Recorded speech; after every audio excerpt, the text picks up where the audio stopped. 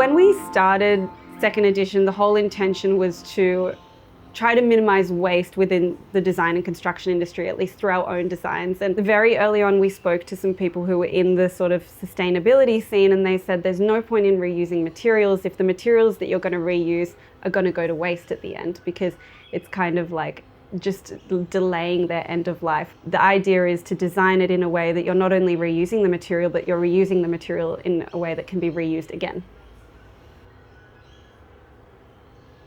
Because it's such a small space and the client really wanted to still maximize the backyard, the idea was to create something that you could open up and feel the length of the space. And then in terms of its function, everyone in the family kind of wanted it to do something else. So someone wanted an office, someone wanted an extra bedroom, someone wanted a living room. So the idea is that it's a space that can transform into multiple different uses. When the bed comes down, it becomes a spare bedroom. The desk means it can be an office space for meetings.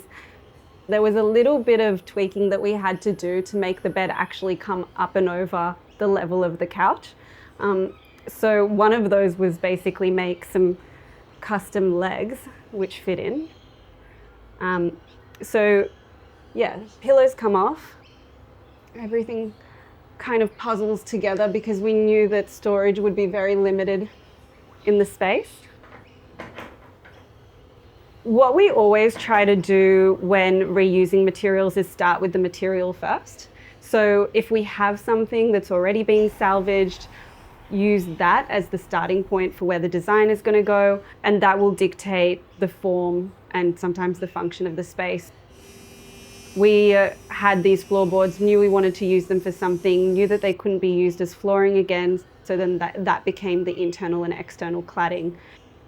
These lights we made in our workshop. They're basically using the same timber floorboards as the internal cladding. This render, again, just starting with the materials, we did a different project where we used marble offcuts as this sort of crazy pave flooring. And from that, we had a bunch of smaller leftovers which we couldn't really use. So it was leftovers of salvaged material that we had sitting in our warehouse. And then, yeah, just did a little bit of prototyping with the colors that we had, graded all the colors, so we got that speckle effect. So, you know, majority are whites and creams with a little bit of black speckled through. Then just worked with the renderer to create a mix that allowed it to be as thin as possible, because they're operable doors, need to be light, but also something that's going to be durable and last outside.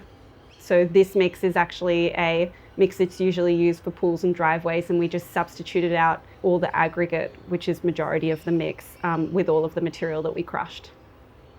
I guess with this project, we really pushed everything in terms of the procurement of materials and sort of the simplicity of the design. So trying to minimize the amount of materials that are actually in. So what you see is what you get, right? Like the column is timber and that's what you see. The door, timber on one side, render on the other side. Obviously there's some structure inside, but there's not that massive build-up and sandwiching of materials that we would get in other projects where you have like your structure and then your finish. So yeah, we really tried to pare it back as much as possible. In terms of fully being able to disassemble this and reassemble it somewhere else, there would still need to be material that goes into it because, you know, like the ceilings, the gyprock and tiles and that sort of thing. But I think what we were trying to achieve is that the elements themselves can be reused.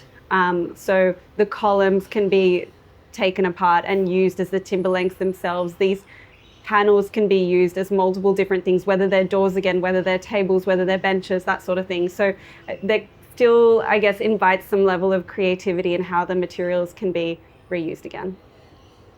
I think the constraint is exciting for us because otherwise the opportunities are just endless, right? Like you've got this endless catalog of materials and an endless supply of them. So I feel like that's almost a less creative outcome than saying, okay, we've got this amount of something and we have to make it work.